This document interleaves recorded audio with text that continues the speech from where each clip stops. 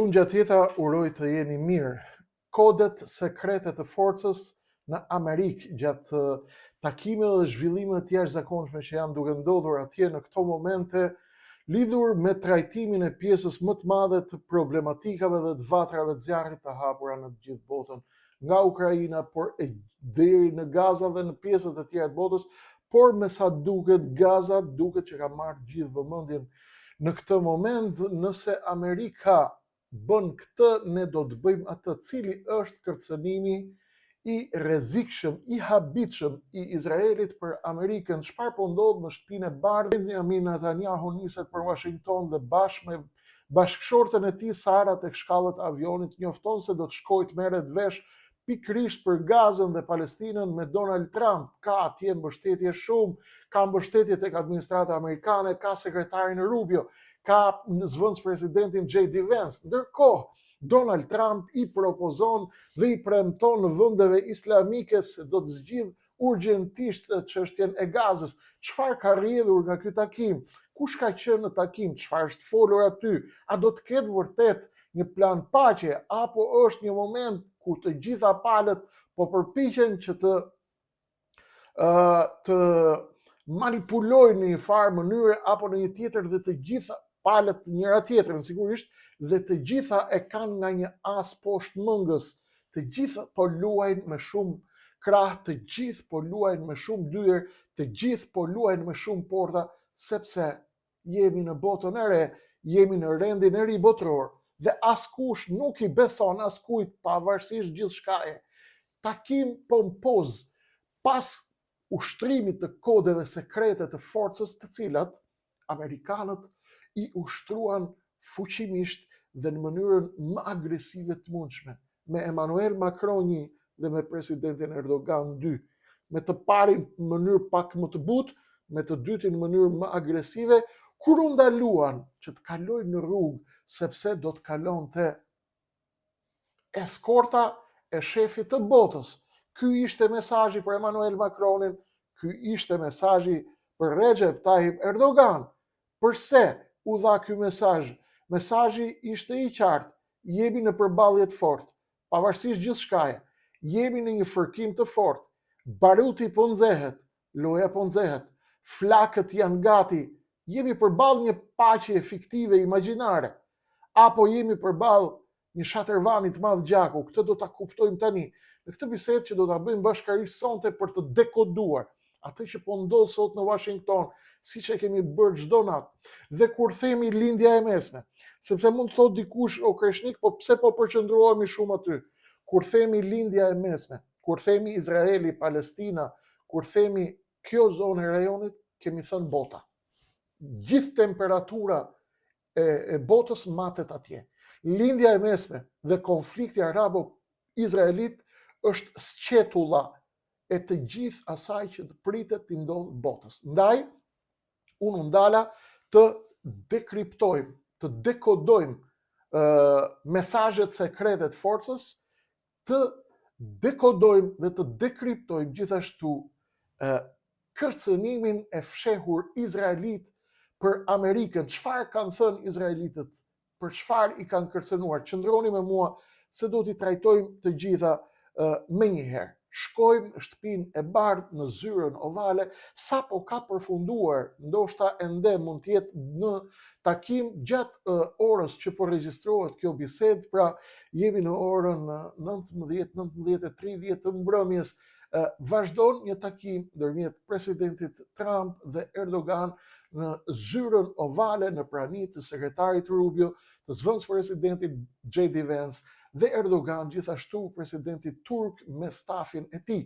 Me të gjitha përpjekjet, me të gjitha përplasjet, me të gjitha fërkimet në OKB për çështjen e Gazës, me të gjithë fjalimin agresiv të Erdogan në Gaza, me gjithë fjalimin e fortë, me gjithë fikjen e mikrofonit, me gjithë bllokimin në rrugë që u bë Emmanuel Macronit dhe presidentit Erdogan, Donald Trump duket qartë që po luan fort dhe po luan me një skem të mirë përcaktuar, precize më parë. Sapo ka thënë përpara mediave botërore, presidenti Erdogan është një burr i madh, burr i mençur, is a highly respected man. Kështu e ka quajtur me fjalë për fjalë. He is a very highly respected man. Ai është një burr shumë i respektuar, një burr me një pozicion të rëndësishëm shumë në vendin e tij. Është një burr i cili po luan fort në vendin e tij.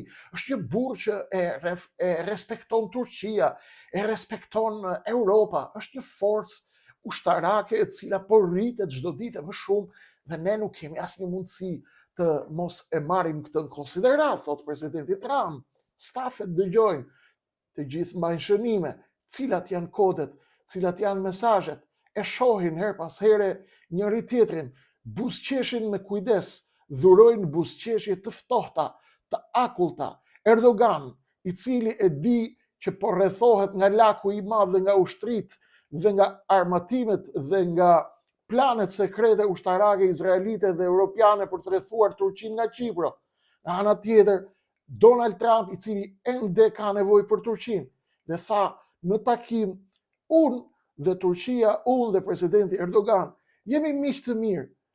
Marrëdhënia e Amerikës me Turqinë her pas here kalon edhe ajo testet e veta, ka thënë Donald Trump.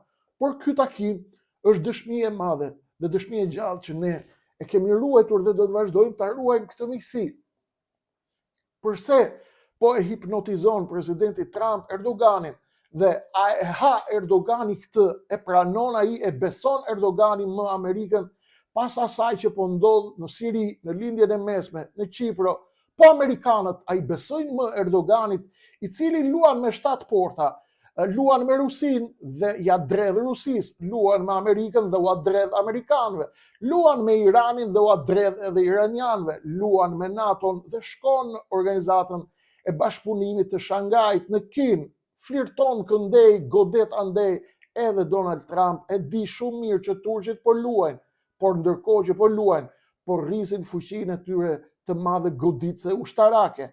Presidenti Donald Trump njoftoi gjithashtu në takimin në zyrën ovale me Erdogan, vetëm një ditë pas takimit që kishte patur me të dhe me liderët arab, me Pakistanin, me Arabinë Saudite, me Kuvajtin, me Katarin, me Emiratet e Bashkuara Arabe dhe me të gjithë, me Jordanin dhe Indonezin, të gjithë ata të cilët janë të interesuar për Gazën, për Palestinën dhe për çështjen palestineze. Donald Trump tha jemi këtu me mikun ton, me burrin e madh të respektuar për të bërë bisedime si të shojmë përpara biznesin ton.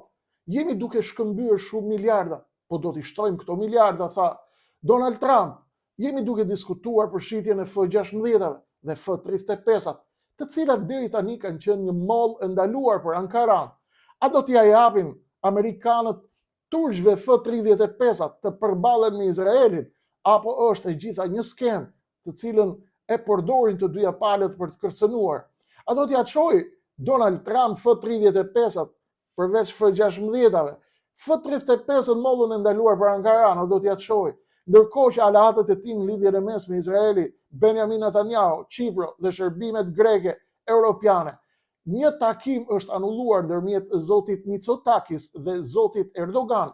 Takim ndërmjet liderit turk dhe atij grek, i cili tregon gjithashtu temperaturën e jashtëzakonshme tek sqetulla e marrëdhënieve ndërmjet Athinës dhe Ankaras, dy vende shumë lojtar të fuqishëm dhe me ndikim në Ballkan. Si do të shkojë loja, si do të shkojë përplasja? Vazhdojmë të kuptojmë këto fuqi dhe këto mesazhe dhe këto kode tek buzëqeshjet e akullta, të frikshme, të kujdesshme dhe të rezervuara ndërmjet Erdogan dhe Donald Trump. I pari e di që po i kurdiset laku dhe trekëndshi atij pushtetit të tij Erdoganit dhe bashkë me të plani i madh për coptimin e Turqisë. Nga ana tjetër, grupi skifterëve pranë Donald Trumpit mbajnë shënime dhe kujdesen për trajektoren e buzës dhe të buzëqeshjes së Donald Trump me mikun e tij të respektuar Erdogan, ndërkohë që një lojë tjetër e madhe luhet në lindjen e mesme për ndikim të Turqisë në Siri, në projektin e ardhshëm në Gaza, në përballjen e ardhshme në Gaza dhe në planin sekret, aq sa është sekret dhe të dëshmuar, të deklaruar të Bibi Netanyahus për Gazën dhe për bregun perëndimor. Nga ana tjetër, vetëm 24 orë më parë, kishim një takim jashtëzakonisht të rëndësishëm ndërmjet Donald Trump, arabëve, liderëve të vendeve kryesore arabe dhe islamike, të cilat ju a përmenda pak më sipër, të mos shpenzojmë kohë i përmendim prap. Çfarë ndryshoi në këtë takim? Ishte një ndryshim drastik nga mënyra se si Donald Trump takohet. Në këtë takim dhe mënyra se si ishin vendosur karriget në takimin e Donald Trump me liderët islamik dhe të vendeve arabe, ishte në krah të tij të djathtë presidenti Erdogan. Ndryshe nga takimi i Trump me liderët europian, në të cilin ai shfaqe i ulur në tryezën e zyrës ovale dhe liderët europian rrinin të ulur si nxënës të mirë, të ulur përballë tij, mbanin shënime çfarë thonte komandanti i tyre, me sa duket me palën tjetër kanë zgjedhur një protokoll më ndryshe.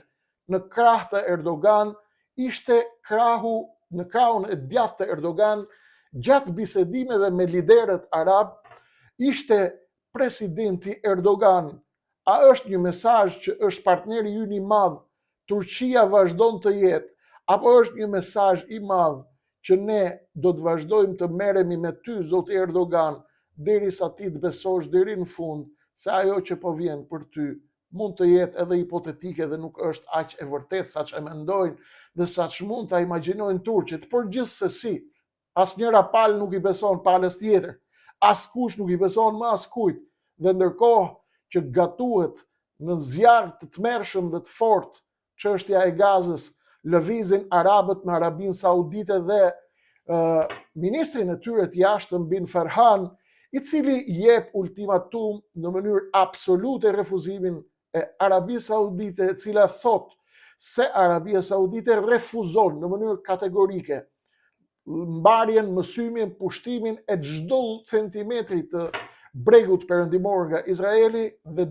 marrjen e çdo centimetri nga Gaza. Një plan i fortë dhe i kujdesshëm është përgatitur me kujdes nga presidenti Donald Trump dhe është bërë gati për t'ju servir dhe është diskutuar dje me arabët, çfarë ka diskutuar ai atje, si u ka premtuar ai atyre që të mbyllet çështja e Gazës dhe nga ana tjetër, si e kanë marrë izraelitët, si e ka pritur Mossadi, si e ka pritur Shabagu, si e ka pritur IDF, Israeli Defense Forces, ushtria e izraelite, si e ka pritur ajo premtimin e Trump, e kanë pritur me dhimbje apo e kanë pritur me aktrim. Duket qartë që izraelitët për të dyja formatet e kësaj mbledhje e kanë përgatitur nga një mesazh dhe kanë zgjedhur mënyrën për të çuar mesazh Donald Trump dhe Washingtonit, se në qoftë se Amerika do të dalë nga linjat e bashkëpunimit me Tel Avivin deri në masën që Shtetet e Bashkuara të Amerikës të prishin planet e Benjamin Netanyahus në Gaza dhe në bregun perëndimor, plane për të cilat ai ka njoftuar izraelitët vetëm 2 orë më parë dhe vetëm 2 ditë më parë dhe shumë pak orë përpara se të ngjitet në shkallët e avionit që do ta çojë në Washington për takimin të martë të ardhshme me presidentin Donald Trump dhe njoftimin e tij se ai do të vijë me një plan dhe do t'ja tregojë të gjithë atyre shteteve se ku e kanë vendin e tyre. Do të marrë masa të frikshme sipas Netanyahus ndaj të gjitha shteteve të cilat kanë njoftuar njohjen e shtetit të Palestinës, të cilin ai e konsideron një shtet terrorist që nuk ka arsye dhe s'ka për të ekzistuar kurrë, dhe i thot amerikanëve, në qoftë se dilni nga kornizat e bashkëpunimit strategjik me Izraelin dhe Amerika e njeh shtetin e Palestinës që ne nuk do ta njohim kurrë, ne si Izrael do të njohim Amerikën si shtet të indianëve të kuq. Pra, synon të godas moralisht Amerikën në arenën ndërkombëtare dhe ti thotë që edhe ju jeni vrasës, jeni shpartallues, jeni shkatërues, keni kryer genocid ndaj indianëve të kuq që janë banorët e vendas të Amerikës, banorët origjinal. Në fakt, ky pretendim po t'i hysh thellë bie sepse indianët e kuq apo indogjenët, pra banorët të vendas të Amerikës, e kanë kaluar fazën e shfarosjes masive. Tashmë janë antar, janë pjesëtar me të drejta të barabarta në Amerikë, madje në shumë raste kanë edhe në administratën Biden, edhe në administratën Trump, ata kanë privilegje të mëdha, kanë privilegje të mëdha që lidhen me arsimin, kanë privilegje të mëdha që lidhen me ndërtimin, marrin kredi nga bankat, marrin privilegje të tjera, edhe një privilegj tjetër i rëndësishëm që lidhet me krijimin e hapësirave të vendeve të vendbanimeve ku ata banojnë si toka ekskluzive për ndërtimin e atyre që quhen gambling games apo lojrat e fatit.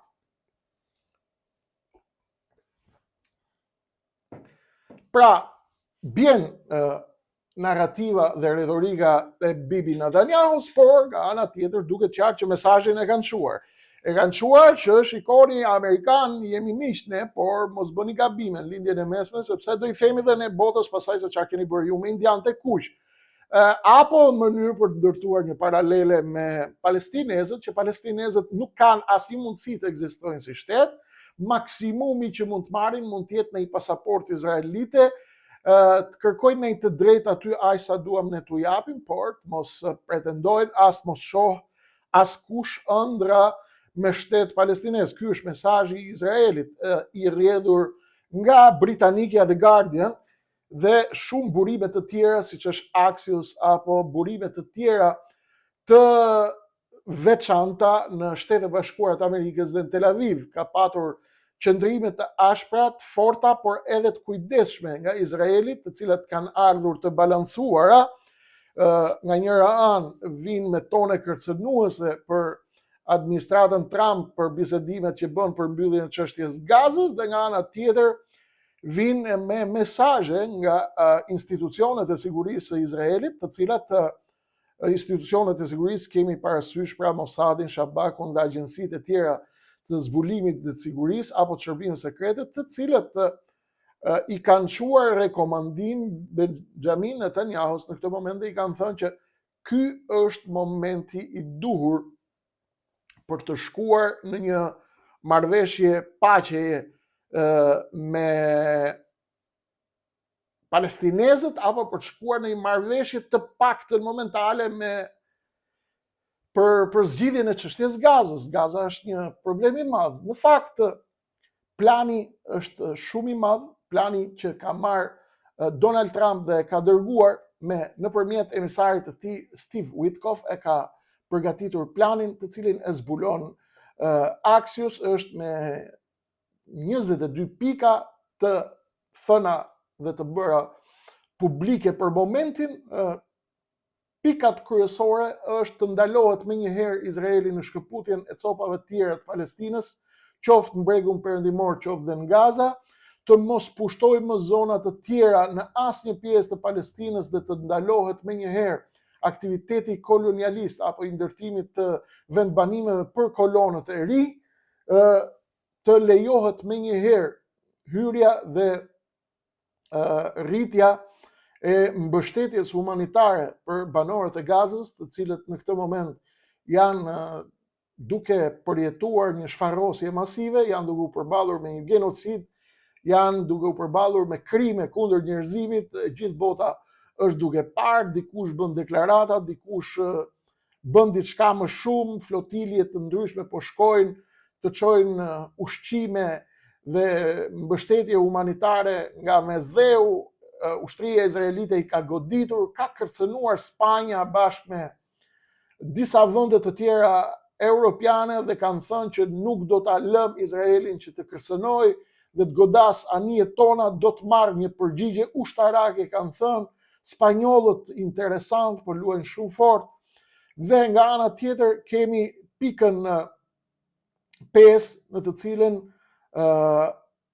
flitet për përhapjen e forcave të armatosura. Para plani dhe i Steve Witkoff dhe i Donald Trump parashikon që të ketë forca sigurie arabe one day after, pra këtu bëhet fjalë për gjithmonë one day after, që është një ditë më pas. Pra nëse u tërhoq Izraeli, bëhet fjalë për një pikë të rëndësishme që është mbyllja përfundimtare e luftës, që do të thotë armpushim i përhershëm dhe jo i përkohshëm, tërheqje e përkohshme tërheqje graduale e forcave dhe ushtrisë izraelite nga Gaza, kalimi i kompetencave të pushtetit për tek autoritetet palestineze në bashkëpunim me të gjitha forcat aktuale përveç Hamasit, dhe këtu lind pyetja e madhe, a do të pranojë Hamasi këtë marrëveshje, dhe nëse Hamasi e detyrojnë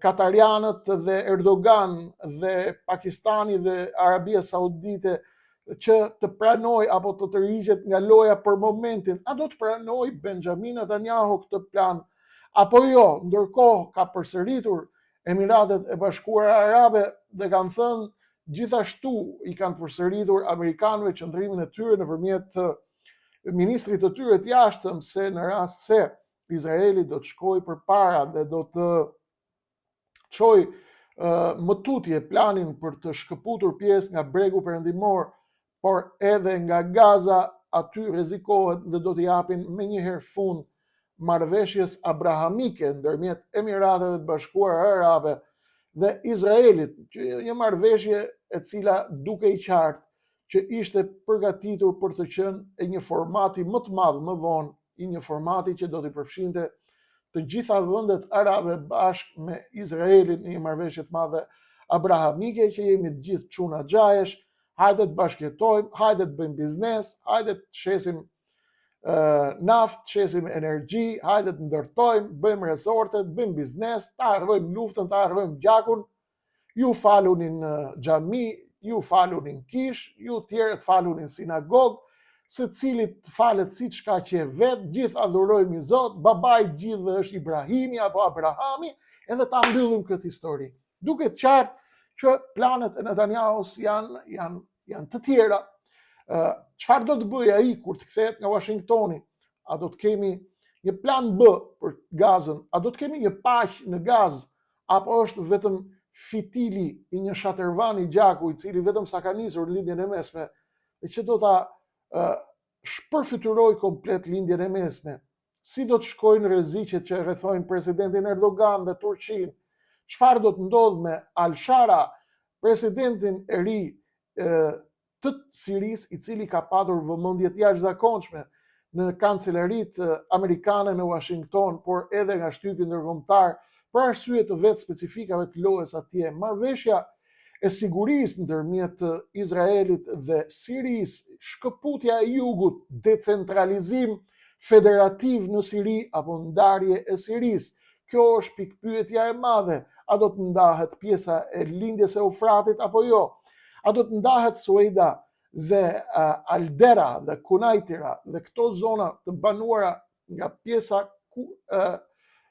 druze e Sirisë që janë të ndarë edhe në Liban? A do të ndahen ata nga Siria apo jo dhe do të ndjekin planin e sheikut të tyre Al-Hejri, i cili është lideri që ka mbështetur përpjekjet apo të çon përpara mban të ndezur pishtarin e thirrjeve të druzëve për të ndarë, pra thirrjet separatiste për të ndarë nga qeveria qendrore e Damaskut për arsye të thertores kasapanës që ndodhi përpara disa muajsh ndaj banorëve druz të Sirisë dhe që më pas kërkuan dhe u erdhi mbështetje nga Izraeli dhe tashmë mbështesin një plan, kërkojnë të ndahen nga Siria.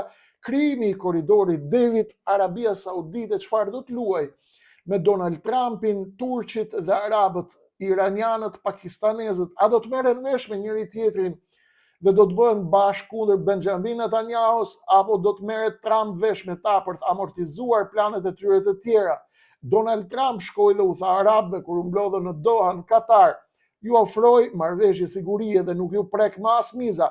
Mi largoni pak, mi lini pak anash këto historit me NATO islamike në këtë moment, sepse mua më duhet të shkoj urgjentisht në bazën amerikane në Bagram, atje në kufi me Kinën, në Afganistan. Talibanët e kanë refuzuar dhe i kanë thënë bëu gati të përballesh me një luftë të tmerrshme. Ne jemi mësuar me luftën dhe nuk do t'ju lejojmë. Kina ka kërcënuar nga ana tjetër dhe ka thënë se nuk do të lejojmë në asnjë mënyrë që amerikanët të vinë pranë kufirit me Kinën. Është lufta e madhe, është përballja e madhe, është rrethimi i madh i Kinës që po e përgatit Pentagoni. Por kinezët nuk janë më kinezët e 10 viteve më parë. Kina sot me deklaratat e vetë sekretarit Amerikan të mbrojtjes, vetë sekretari aktual i mbrojtjes, ka thënë që Kina është shumë më e fortë se Amerika në këtë moment, ka flotë më të fuqishme se sa Amerika në këtë moment, e thot sekretari i mbrojtjes, nuk e thot Krishnik Osmani. A do të shkojnë Amerikanët të përballen me talibanët në Afganistan? Si do të shkojë loja në Qipro me rrethimin e Turqisë? A do të luajë presidenti i Sirisë me Turqinë që e sollin pushtet në marrëveshje me Izraelin dhe Amerikanët, mbase dhe në mënyrë indirekte edhe me rusët? A i besojnë me Amerikanët Erdoganit, po Erdogan, a e ka të qartë se çfarë po i gatuhet në Washington? Janë pyetje të mëdha, janë zhvillime të jashtëzakonshme të cilat do të diktojnë të ardhmen e përplasjes në planet, do të diktojnë ritmin dhe pulsin e gjeopolitikës botërore, dhe do të diktojnë jetët tuaja të çfarë do të ndodhë këtu me ju në Ballkan. Ju e dini që Ballkani është një tenxhere që zihen fort. Kosova është përballë orëve dhe minutave të fundit të vendimit gjykatës kushtetuese, a do ta mbajnë Albin Kurtin apo do ta rrezojnë atje? A do të vazhdojë Albini të ketë fuqi ta rënoj opozitën, në qoftë se nuk kthehet Hashim Thaçi me Kadri Veselin? Çfarë po bën Mickovski në Shkup, i cili po përpiqet të hedhë në erë marrëveshjen e Ohrit? Çfarë do të thotë kjo? Apo përgatitet ndarja e Maqedonisë Veriut dhe shkuarja drejt një vllimi të kontrolluar mes Washingtonit dhe Moskës të Ballkanit dhe ridimensionim i kufive të Ballkanit? A do të lëvizin kufit e Ballkanit? A do bashkohen trojet shqiptare? Çfarë do të gatuhet? Të gjitha lidhen me lojën e madhe këtu në mesdhe, në përplasjen e frikshme Izrael, Greqi, Francë, Turqi, që do të ketë poslëkundjet e saj në Ballkan. Loja e Erdoganit me Putinin, loja e Erdoganit me iranianët, me Palestinën, me Izraelin, me Washingtonin, me Sisin e Egjiptit, me Arabinë Saudite dhe me Katarin. Pakistani ka hyrë rishtas në lojë dhe Kina po ndjek me kujdes. Çfarë do të ndodhë?